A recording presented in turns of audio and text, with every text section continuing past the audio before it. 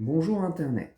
Aujourd'hui, j'ai décidé de prendre la parole sur un sujet qui était important et qui l'est toujours, qui est le dispositif Mon Psy.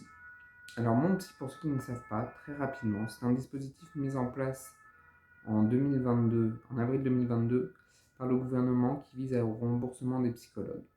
Alors, si en surface, tout le monde ne peut que se réjouir du remboursement et de la prise en charge des psychologues et des suivis psychologiques par la Sécu, la réalité est très très très différente. Et cet dispositif, et je l'expliquerai au fur et à mesure de la vidéo, est un, est un gros enjeu, sachant que il précarise la profession de psychologue.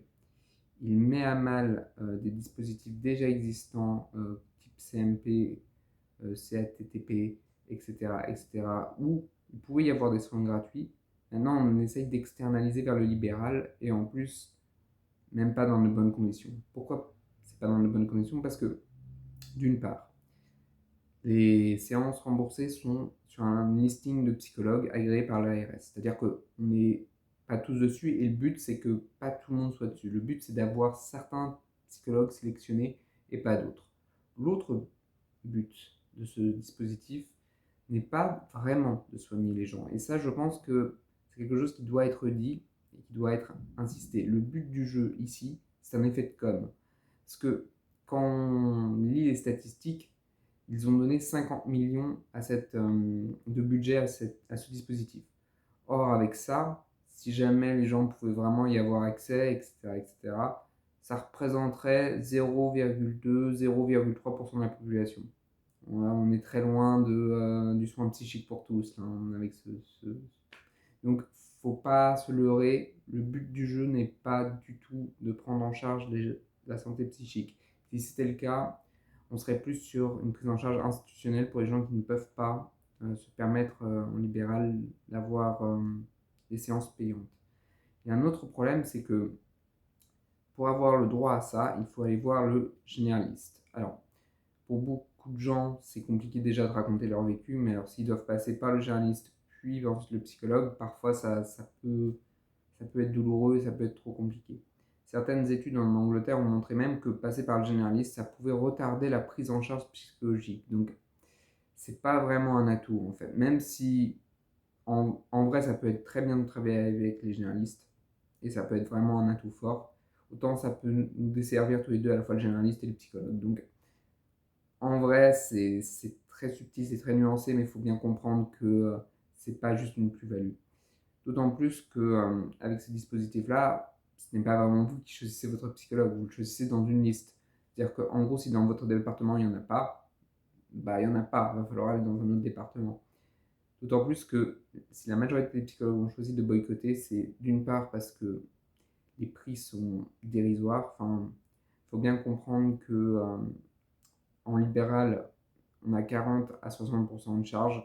Donc, c'est-à-dire que, grosso modo, à une séance à 30, bah, ce sera 15 ou 10. Alors, vous allez me dire, bon, c'est plus que le SMIC, ok, mais voilà, nous, on ne peut pas, comme les médecins, comme d'autres professions, enchaîner les patients. C'est-à-dire que pour que la prise en charge soit de qualité, il faut au minimum 35-40 minutes. Minimum. Sachant que, par exemple, à titre personnel, moi, c'est 1 heure. Alors, voilà, 1 heure à 30 euros, c'est faisable. Mais ça ne peut pas être tout le monde. Ça ne peut pas être chaque patient. Il doit y avoir ceux qui sont un peu plus élevés pour qu'il puisse y en avoir ceux qui sont un peu plus bas. Ce qui nous amène à un autre sujet qui est que les psychologues sont toujours plus ou moins adaptés financièrement aux gens qu'ils ont accueillis. Dire qu'on était tous à 80 euros la séance, pour tout le monde, c'est faux.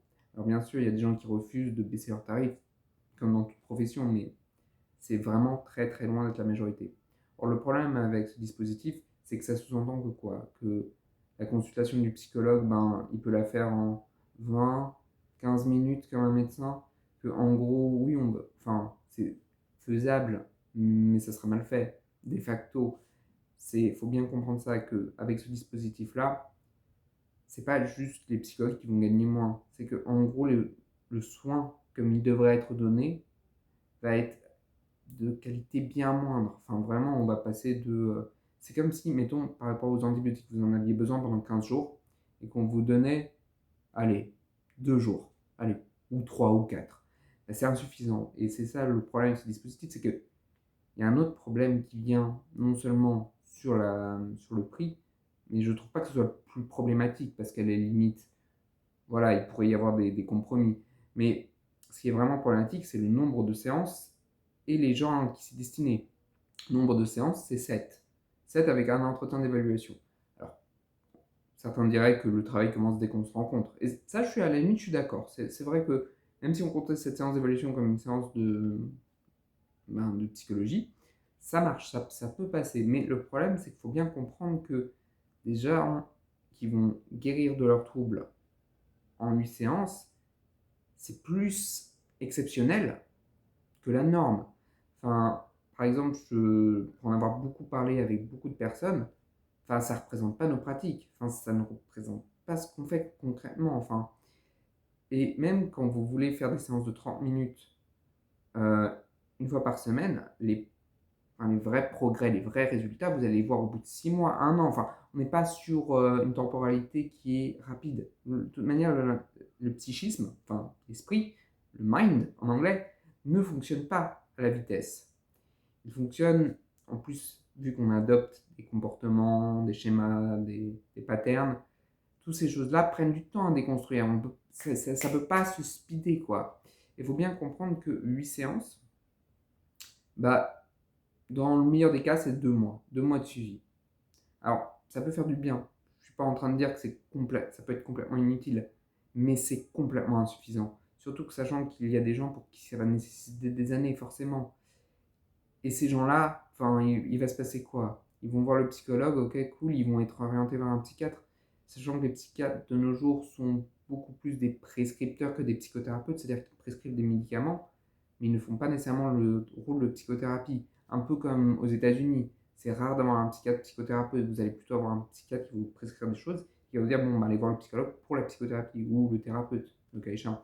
Mais voilà, c'est de plus en plus rare et maintenant on a de moins en moins de psychiatres. Donc du coup, ils doivent faire de plus en plus de consultations et de prescriptions parce que de toute manière, c'est là leur spécialité. Alors que nous, les psychologues, bon, voilà, on est formés à la psychothérapie, donc on peut le faire. Mais voilà, il faut bien comprendre que c'est pas une avancée, c'est pas un progrès. C'est quelque chose qui est délétère parce que ça va déjà engrammer le fait que, bah oui, il faut réussir en 8 séances à être guéri. C'est ça la base, le fondement. Alors que, en vrai, j'ai fait des recherches là-dessus, enfin, je suis allé sur Internet, vraiment j'ai pris du temps. Je n'ai pas trouvé de littérature scientifique qui disait que ça se résolvait. Ce que j'ai pu trouver, c'est que c'est moins pire. Et alors là, vous avez peut-être l'impression que je joue sur les mots, mais ça fait une vraie différence.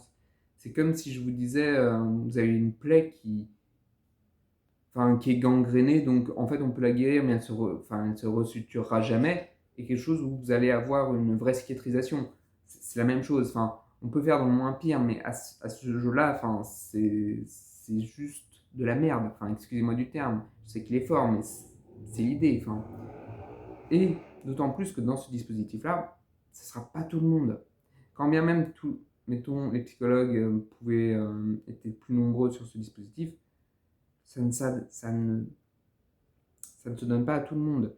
Certaines personnes seront exclues du dispositif, sont exclues du dispositif. Par exemple, notamment des gens qui ont des psychoses, c'est-à-dire des distorsions de la réalité, des gens qui sont en très grande souffrance, des gens qu'on appelle les dépressifs sévères, des gens, enfin, voilà, ou même des gens qui ont fait des tentatives de suicide. De quel droit est-ce qu'on interdit à ces gens-là de bénéficier du dispositif? C'est purement discriminatoire. Même si 8 séances, ce serait pas assez pour les guérir, il n'y a aucune preuve que 8 séances, ce soit assez pour même un petit trouble léger, même un divorce, même une séparation, même un deuil. Il n'y a aucune preuve de ça. Et c'est ça qui m'énerve, c'est que le gouvernement ment sans vergogne sur ce que représente ce dispositif. Il le montre comme quelque chose comme le pinacle du soin, alors qu'on est dans une espèce de monstruosité. C'est-à-dire qu'en gros, vraiment, c'est faire passer des lessives pour des lanternes. Et heureusement que la majorité des psychologues sont contre et sont en boycott. Parce que, en fait, vous avez le droit à mieux en tant que patient. Les patients ont le droit à mieux, on a le droit à mieux en tant que professionnel. Tout le monde a le droit à mieux. Et ce dispositif-là, enfin, il est ridicule. Alors, je ne vais pas me positionner en tant que sujet sachant, hein, pour dire que je sais exactement ce qu'il faudrait, comment il faudrait le faire. J'en ai aucune idée. La seule et réelle chose que je sais, c'est que ce dispositif n'est pas suffisant. Il n'est pas bon, il n'est pas juste, il n'est pas intéressant. Il est débile à tous les points de vue parce qu'en plus les généralistes ils sont surchargés. Donc imaginez-vous bien que avoir quelqu'un pour prescrire, enfin, pour eux ça leur fait perdre du temps, surtout que nous ensuite avec ce dispositif-là dont je ne fais pas partie, on va devoir ensuite rendre des comptes aux généralistes, ça va lui faire perdre encore plus de temps. Enfin, voilà, c'est complètement débile.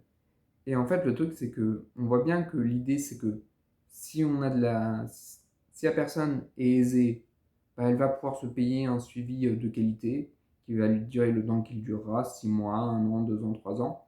Et la personne qui n'a pas les moyens, bah, elle va pouvoir bénéficier de 2 mois. Et vaut mieux qu'elle arrive à se guérir elle-même dans 2 mois. Et c'est ça qui est horrible. C'est que ces choses-là prennent du temps et ils le savent délibérément. C'est pas comme si le gouvernement ne le savait pas. Et puis c'est pas comme si les psychologues voulaient arnaquer le gouvernement non plus. C'est des choses qui sont sues. C'est pour ça que ça n'a pas été remboursé pendant très longtemps. C'est parce que c'est tellement compliqué, subtil, enfin, qu'il n'y a pas une réponse unilatérale au problème. Et c'est là justement où le bas blesse, c'est que le gouvernement s'est dit, bah on va appliquer une solution unilatérale au problème. Mais non, non, c'est complètement ridicule. Et c'est pour ça que c'est important, en tant que psychologue, je pense, c'est vraiment mon opinion professionnelle, de boycotter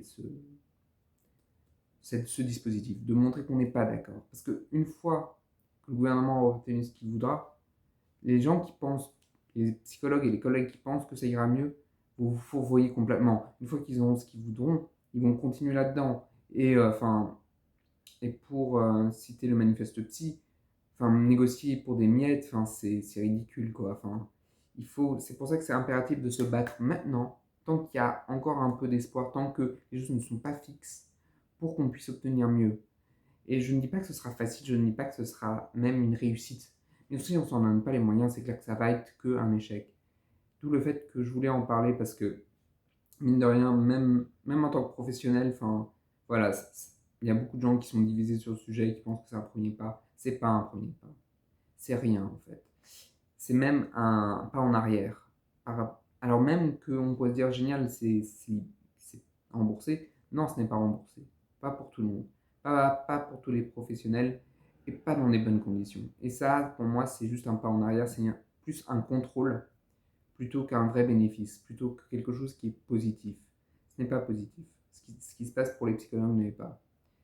Et c'est pour ça que je voulais vraiment, vraiment parler aujourd'hui, même si, voilà, j'ai pas grand monde qui m'écoute, mais en tout cas, je voulais pouvoir poser les choses comme je les vois. Et si jamais, voilà, ça a pu intéresser quelqu'un, tant mieux, et informer les gens. Mais en tout cas, ne nous satisfaisez pas d'aussi peu, quoi. On a le droit à plus que des miettes. Voilà. Donc, je vais vous laisser là-dessus. Si jamais vous avez envie de poser des questions ou de demander des choses, n'hésitez pas à les mettre en commentaire. Sur ce, au revoir.